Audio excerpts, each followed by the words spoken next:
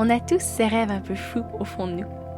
Celui qui nous fait peur, mais celui qui nous attire en même temps. La vie est pleine de rebondissements et parfois prend une direction à laquelle on ne s'attendait pas du tout. J'ai dit oui à plusieurs opportunités. J'étais en Afrique du Sud et un gros projet m'a ramené là où tout a commencé.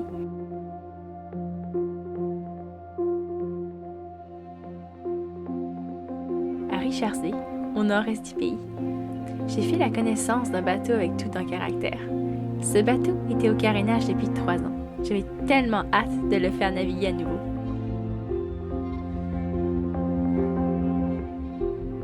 Je vous présente mon nouveau compagnon, Eskimo. Après quelques semaines à le préparer et à travailler dessus, il est temps de le mettre à l'eau.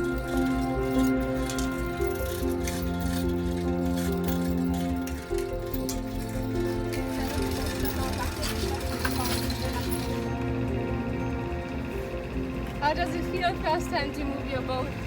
Wait, I'm not out of it yet. Okay.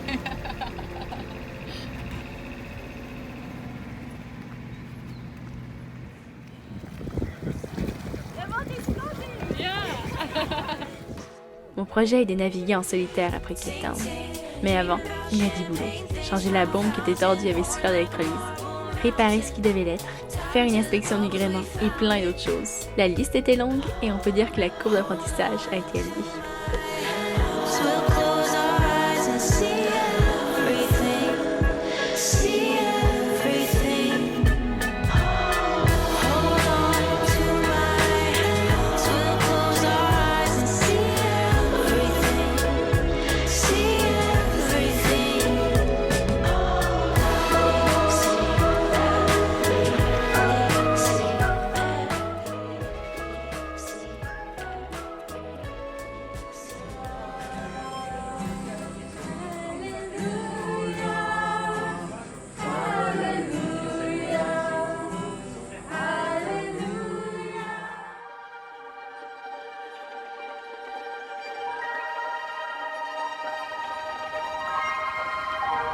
Bye!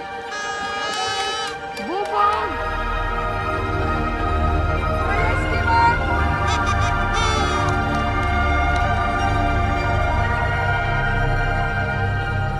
On est parti avec Martin qui était mon équipier.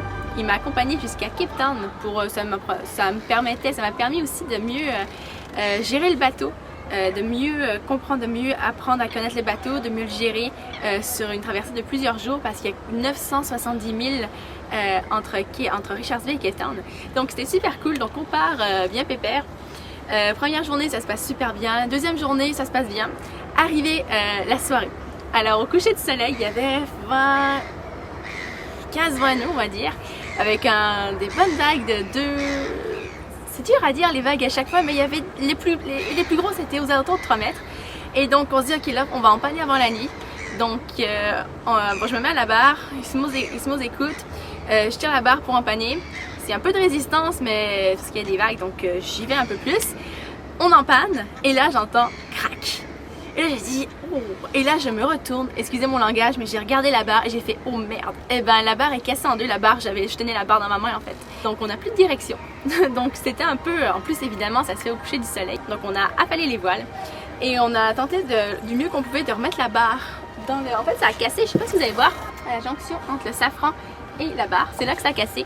Donc on a réussi en tapant sur tout ce qui avait de possible sur cette barre de la remettre un petit peu. Évidemment pendant qu'on faisait ça, il y a une déferlante qui est arrivée sur le côté, au-dessus qui est passée au-dessus des panneaux solaires qui sont ici, je sais pas si on les voit, qui sont ici. Et bref, toute ma baignoire ici là, tout mon cockpit était rempli d'eau jusqu'au manette du moteur. C'est génial. Bref, du coup on est allé à East London. Et à East London, on a profité pour faire une nouvelle barre.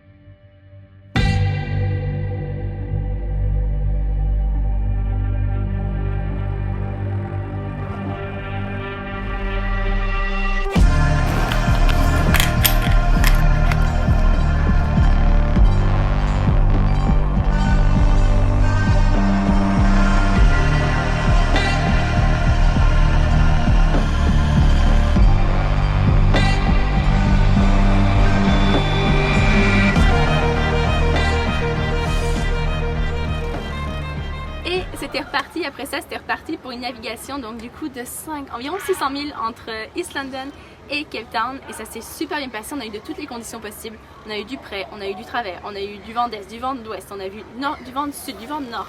On a eu des petites vagues, on n'a eu pas de vagues, on a eu des grosses vagues.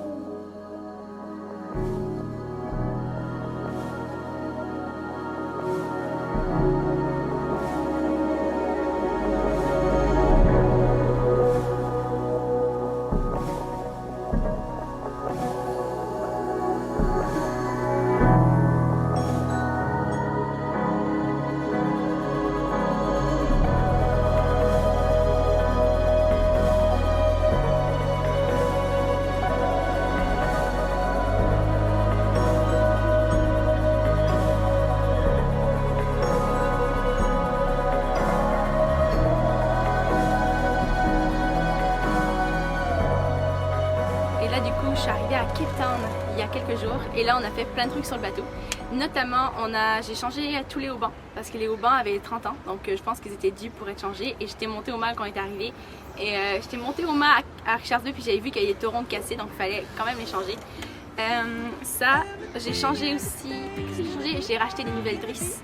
Ici ils font les drisses sur place, donc avec le Dyneema, le polyester et tout, donc ça coûte pas cher, donc j'ai bien profité pour faire une beauté à Eskimo pour ça. Et aussi j'ai dû sortir le bateau d'eau parce que le presse et tout fuyait trop. Au début quand j'ai mis le bateau à Richards II, il y avait juste quelques gouttes à intervalles réguliers. Et ça s'était amélioré, ça avait empiré, et là c'était plusieurs litres, une bonne vingtaine de litres par 24 heures.